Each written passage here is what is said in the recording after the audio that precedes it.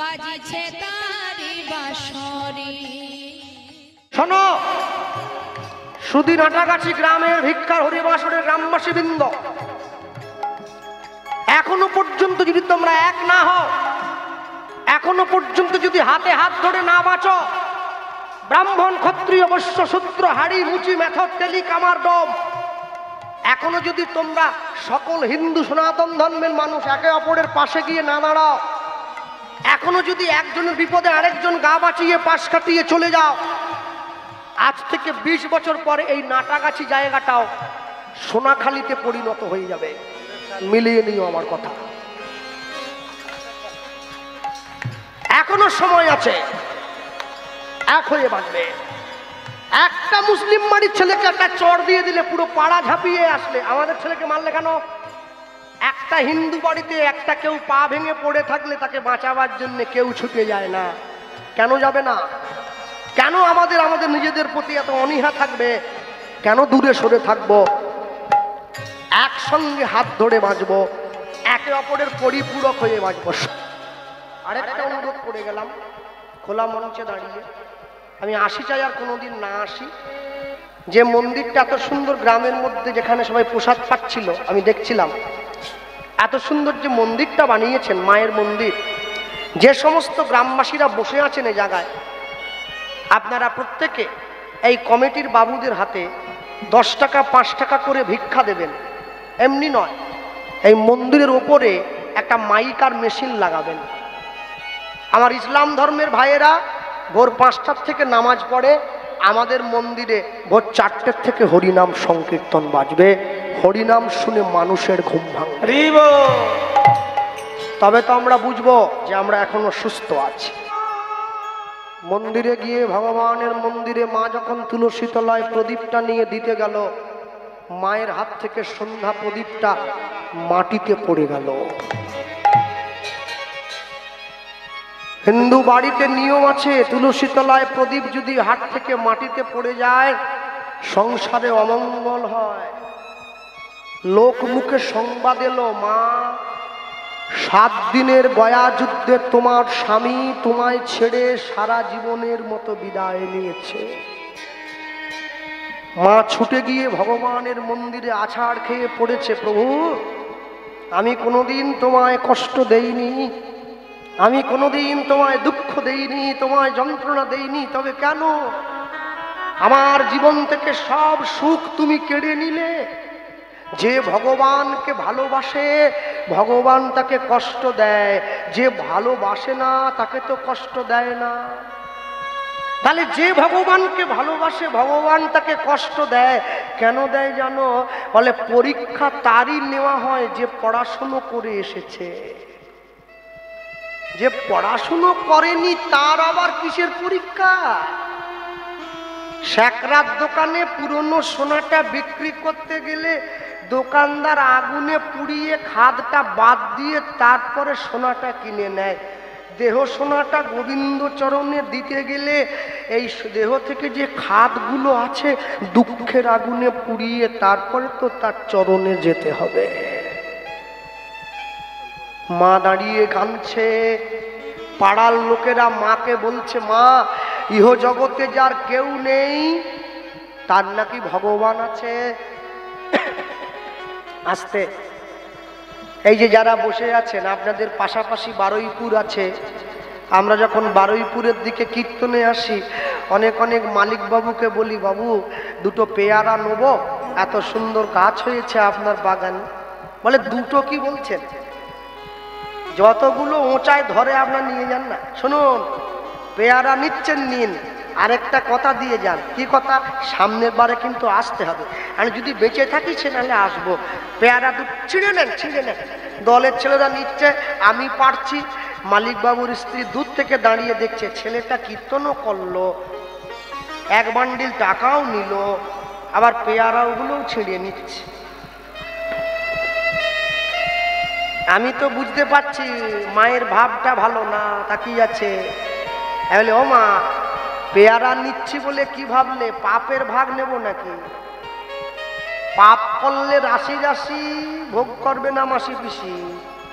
গায়ে যখন ফোড়া হয় ডাক্তার কি বলে, আরেকটু সহ্য করো, আরেকটু সহ্য করো, একটু একটু। কে সহ্য করবে? ডাক্তার। যার ফোড়া হয়েছে সে সহ্য করবে। আজকে কীর্তন শোনার শক্তি আছে, বাড়িতে গিয়ে ঘুমিয়ে পড়লে পাখা চালিয়ে একদিনকে শুনতে চাইবে, গায়ের শক্তি থাকবে না। হরি বল, হরি বল। এমনও মানুষ আছে যে বিছানায় খেয়ে দিয়ে শুয়েছে, বাড়ির লোকেরা হরিনাম করছে, প্রাণটা চলে গেল, সেটাও মরণ। আর এমনও মানুষ আছে 10 বছর বিছানায় পড়ে আছে, পায়খানা পেচ্ছাপ করে গায়ে মেখে নিচ্ছে, তবু মরে না, সেটাও জীবন। কর্ম তোমার ভালো হলে ভাগ্য তোমার দাসী, হৃদয় তোমার ভালো হলে ঘরেই মথুরা কাশী।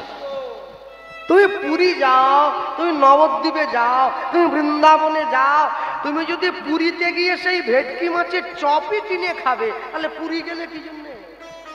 তুমি ঘরে থাকো, তুমি জগন্নাথের মহিমা উপলব্ধি করতে পারো না, তুমি মাছ ভাজা খাওয়ার জন্য পুরী গেলে। কেন সোনারপুরে মাছ পাওয়া যায় না? হ্যাঁ, নবদ্বীপে গিয়ে যদি তুমি সেই ডিম ভাজাই কিনে খাবে, নবদ্বীপ গেছো কেন? সোনারপুরের মোড়ে গিয়ে খাও, অসুবিধা কিসে? মনে রাখবেন, যে জায়গাটাতে গিয়ে যে কর্মটা করা উচিত সেইটা করতে হবে। তা যদি আপনি না করেন, জীবনের শেষে অনেক অনেক বাড়িতে যাই, অনেক অনেক জায়গায় যাই, কিন্তু মনে রাখবেন, আমি যখন ছোট ছিলাম আমার বাবা মাকে মনটা দিয়েছিলাম, তখন তারা আমায় বকেছে, আমি তাদের জন্য একটু কেঁদেছিলাম। আমি যখন বড় হয়েছি, স্কুল কলেজে গিয়েছি, বন্ধু বান্ধবীদের মনটা দিয়েছি, তারা যখন আমায় দুঃখ দিয়েছে, আমি তাদের জন্য একটু কেঁদেছি। যেদিন আমার বিয়ে হয়ে যাবে, সংসারে আমার স্ত্রী আসবে, আমি মনের ভালোবাসার ভাগ তাকে দেব। সে যখন আমায় দুঃখ দেবে, আমি তার জন্য একটু চোখের জল ফেলবো। যেদিন আমার ছেলে মেয়ে হবে, এই মনের ভালোবাসার ভাগ তাদেরকে দেব। যখন তারা আমায় কষ্ট দেবে, তাদের জন্য কাঁদবো। শেষ জীবনে গিয়ে হরিনামের আসনে বসে আমি যখন তোমার জন্য কাঁদতে যাব, আমি দেখব আমার চোখে আর জল নেই, জল শুকিয়ে গেছে। ভগবান বলে, শুকনো মন নিয়ে আমার কাছে এলে কি জন্যে? প্রভু, যতক্ষণ পর্যন্ত কলসির মধ্যে জল ছিল, কলের কথা মনে পড়েনি। কলসির জলটা ফুরিয়ে যেতে আমার কলের কথাটা মনে পড়েছে। আমি এই দেহটা তোমাকে দিতে পারিনি। আপনারা গান আছে না, শুনেছিলেন তো? তুমি অনেক যত্ন করে আমার দুঃখ দিতে চেয়েছ, দিতে পারোনি, দিতে পারোনি। হ্যাঁ, কি তার জবাব দেবে যদি বলি আমি কি হেরেছি? তুমিও কি একটু হারনি? তুমিও কি একটু হারনি? তুমি কি ভাবলে আমি তোমায় ভালোবেসে গেলাম সারা জীবন, তুমি আমায় দুঃখ দেবে, কষ্ট দেবে, আর তোমার দুঃখ বুকে নিয়ে আমি বয়ে বেড়াবো? না, কষ্ট পেতে পেতে আমার মন আজকে পাষাণ হয়ে গেছে। আমি তোমার জন্য আর কাঁদি না, আমি কাউকে নিয়ে আর ভাবি না। আমাকে দুঃখ দেওয়ার জন্য তুমি অনেক চেষ্টা করলে, সবুজ পাতাকে ছিঁড়ে ফেলেছ, ফুলেতে আগুন তুমি জ্বেলেছ, সবুজ পাতাকে। হ্যাঁ, আমার কথায় কেউ দুঃখ পাবেন না যারা জ্ঞানী গুণীজন বসে আছেন। আমরা কিছুদিন আগে সন্দেশখালিতে কীর্তনে গিয়েছিলাম, আজ থেকে মাস 2 আগে। মায়েরা হাতে ধরে যে দুঃখটা বলেছিল, যে দুঃখ অনুনয়, তাদের দুঃখ দেখে চোখে জল এসে যায়, সর্বস্ব হারা হয়ে গেছে। কবি লিখছেন, সবুজ পাতাকে ছিঁড়ে ফেলেছ, ওগো ফুলেতে আগুন তুমি জ্বেলেছ, চাওয়া না চাওয়ার ভিড়ে স্মৃতিটুকু থাক, ব্যথা হয়ে মোর কাছে আসনি।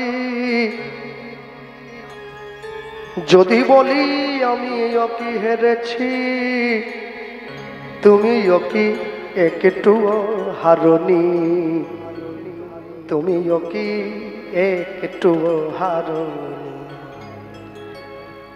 পাড়ায় কীর্তন শুনতে গিয়ে মা শুনছে আষাঢ় মাসের জগন্নাথ দেবের রথের উপরে কেউ যদি জগন্নাথ দেবকে দর্শন করে সে তার মৃত্যুর পরে জগন্নাথের চরণে গিয়ে ঠাঁই পায়। গর্ভের সন্তানটাকে গর্ভের মধ্যে নিয়ে পাড়ার লোকেদের সঙ্গে করে মা যাচ্ছে জগন্নাথ দর্শনের জন্যে। আর জগন্নাথ দর্শনের জন্য যেতে গিয়ে মা জগন্নাথকে বলে উঠছে, প্রভু আমি তোমার চরণে যাচ্ছি, তুমি আমায় কৃপা করবে, তুমি যদি চাও তবেই আমি যাব। কি পথ চলিতে আর বলিতে, অনুধ্বনি পথ চলিতে আর বলিতে, পথ চলিতে আস্তে। দুঃখের কথা আমি বলতে চাই না বেশি, কারণ আমি কেঁদে ফেললে আমার গলা বসে যায়, সমস্যাটা ওইটা। কারণ এটা তো অভিনয় করে কান্না নয় যে গলা ঠিক থাকবে। পথ চলিতে আর বলিতে, পথ চলিতে আর বলিতে, তোমরা গাহ গাহ কৃষ্ণ নাম, মধুর নাম, হরি নাম, নিতাই গৌর হরি বল।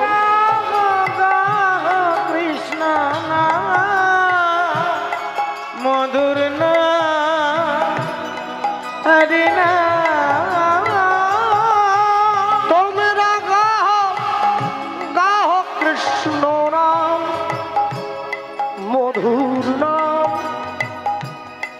হরি নাম। তোমরা কৃষ্ণ নাম মধুর নাম, হরি নাম। পথ চলিতে আর বলিতে, নিতাই গৌর প্রেমানন্দ পথ হরি হরি বল। চলিতে আর বলিতে, পথ চলিতে আর বলিতে, সম্মুখে আধার রাত্রি, ওগো তুমি যে পথ যাত্রী। সম্মুখে আধার রাত্রি, ওগো তুমি যে পথ যাত্রী। সম্মুখে আধার রাত্রি, অনুধ্বনি ওগো তুমি যে পথ যাত্রী। সম্মুখে আধার রাত্রি, ওগো তুমি যে পথ যাত্রী। কথা বলিতে তার নাম, কভু বিপদে তার নাম, কভু সংকটে তার নাম। পথ চলিতে আর বলিতে, পথ চলিতে আর বলিতে, তোমরা গাহ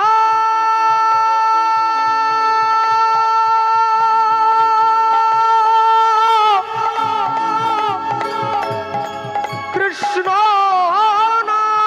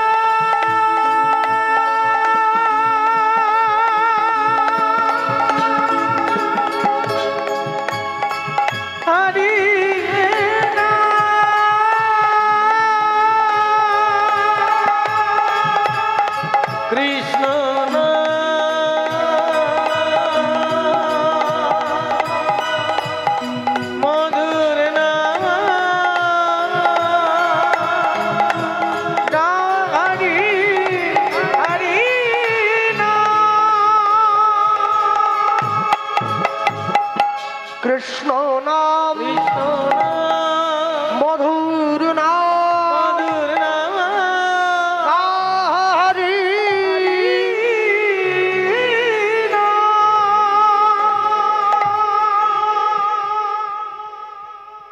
আমি যখন রাস্তা দিয়ে তুলসী মালাপুরে গলায় একটু রাস্তা দিয়ে চলে যাই, আমাকে দেখে আমার বাড়ির ছেলে মেয়েরা টোন কাটে, ইস গলায় আবার মালা পরিস।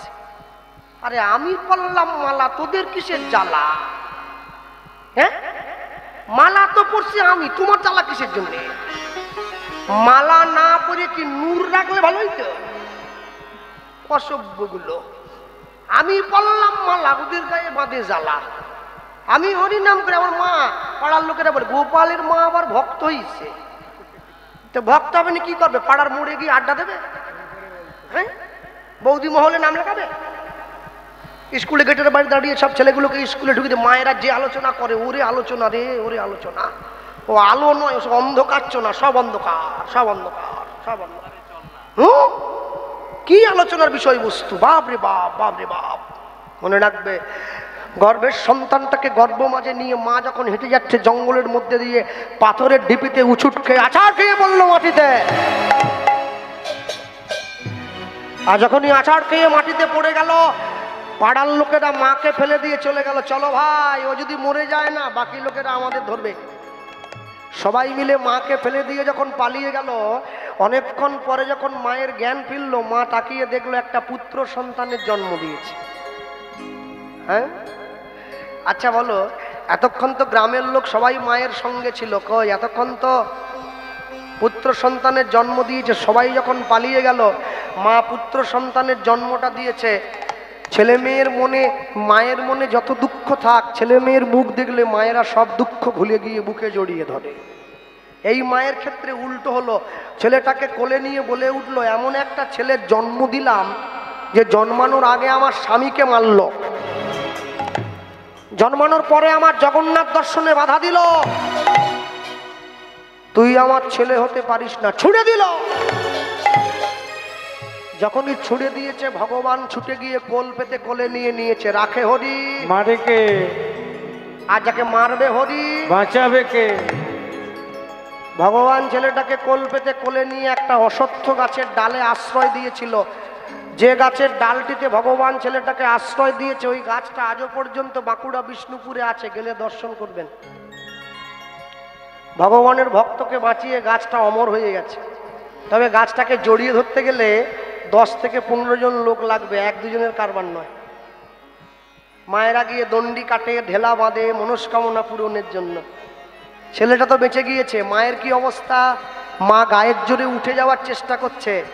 ওই মন্দিরের জগন্নাথ মায়ের সামনে এসে দাঁড়িয়েছে রাখাল বালকের বেশ ধরে, হাতটা বাড়িয়ে বলছে, মা তুমি জগন্নাথ দর্শনে যাবে যে, এসো আমাকে, আমার সঙ্গে হাতটা ধরো। আচ্ছা, এতক্ষণ তো মায়ের সঙ্গে পুরো গ্রামের লোক ছিল, এতক্ষণ তো ভগবান আসেনি, এখন কেন এলো? কেন জানো? একা না হলে কোনোদিন গোবিন্দ পাওয়া যায় না। সংসারের ভিড়ে তুমি তার ডাক শুনবে কি করে?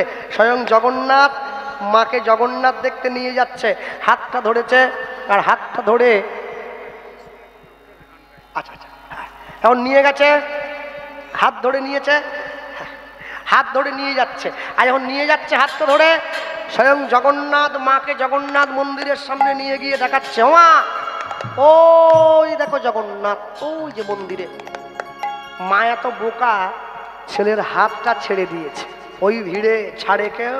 খোকা, এই খোকা, এই খোকা, এই আর আছে নাকি?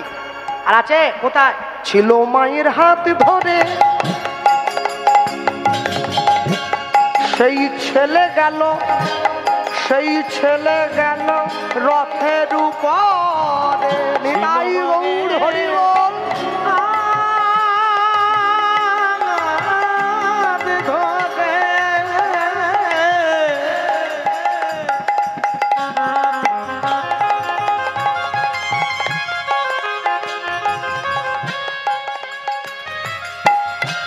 সেই ছেলে গেল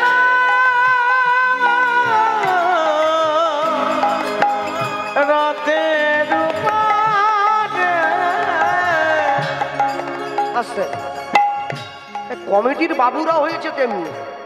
আহ, বড় বড় জাহাজগুলোকে আগে নামিয়ে সমুদ্রে ছেড়ে দিয়েছে, লাস্টে নৌকো ছেড়ে দিয়েছে। আমি তো নৌকো, আর জল তো গুলিয়ে গেছে, আমি এবার পাশে পাশে এই ডুবে মরল, এই ডুবে মরল। বড় বড় কীর্তনিয়ার আগে সব করে চলে গেল, লাস্টে ছিল মায়ের হাত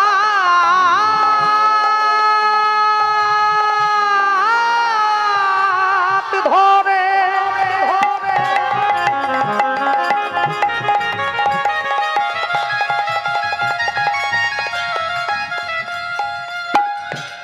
সেই ছেলে গেল,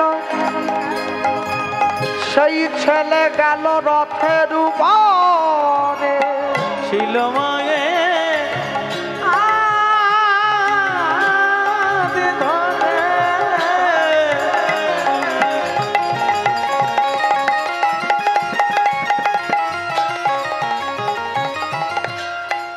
সেই ছেলে গেল গেল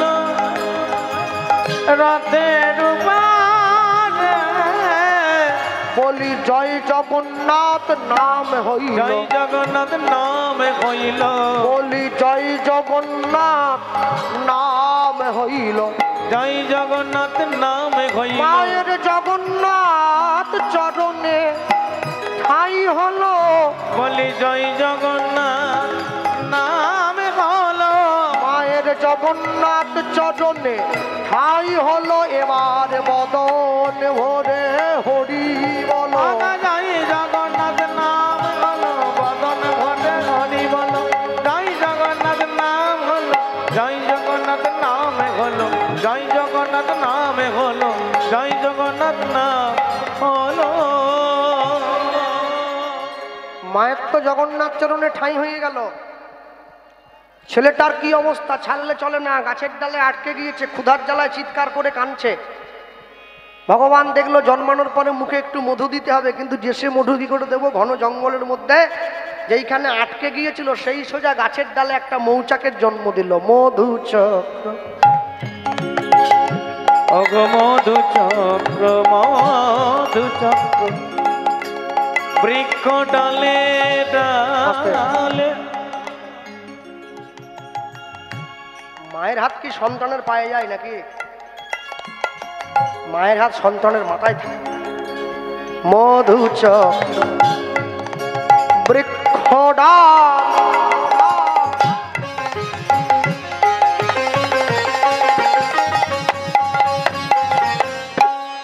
অগ সৃজন করিল। এবার ফোঁটা ফোঁটা শিশুর মুখে মধু ঝরিতে লাগিল। মধু চক্র, মধু চক্র, বৃক্ষ ডালে লীলাময়,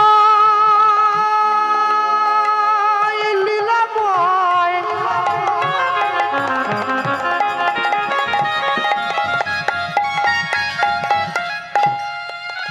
বলো এই কি তোমার, তোমার লীলা? তুমি কারে হাসাও, কারে বা কাঁদাও? তোমার লীলা বোঝা বড় ভার। ভেবেছ যা মনে এই ত্রিভুবনে, তুমি যেটা করে গেলে কেউ জানে না। তুমি যেটা করে গেলে আসিয়া হেথায়, চিত্রগুপ্ত লিখিছে দেখো নিজের খাতায়। খাতায় বড় সাবধানে চলো মন, হও হুঁশিয়ার। বেলা তোমার আসছে ডুবে, নামছে অন্ধকার। অন্ধকার মানুষ দেবতা হয়, হয় অবতার। মানুষের কুলে কলঙ্কের কালি লাগায় নায়ার, লাগায় নয়া। লটারিতে কেউ পায় কোটি কোটি টাকা, কোটি কোটি টাকা। কেউ বা বাবা মায়ের জমানো সম্পত্তি জুয়া খেলতে গিয়ে করে ফাঁকা, খেলতে গিয়ে করে ফাঁকা। এটাই রে তোর ভাগ্যের খেলা, ওই লীলাময়ের লীলার ছল। লীলা মায়ের লীলার চাল।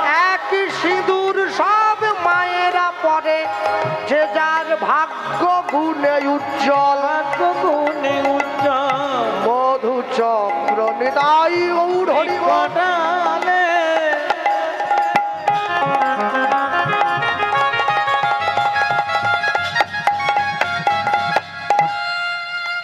সৃজন কঠিল। এবার ফোঁটা ফোঁটা শিশুর মুখে মধু ঝরিতে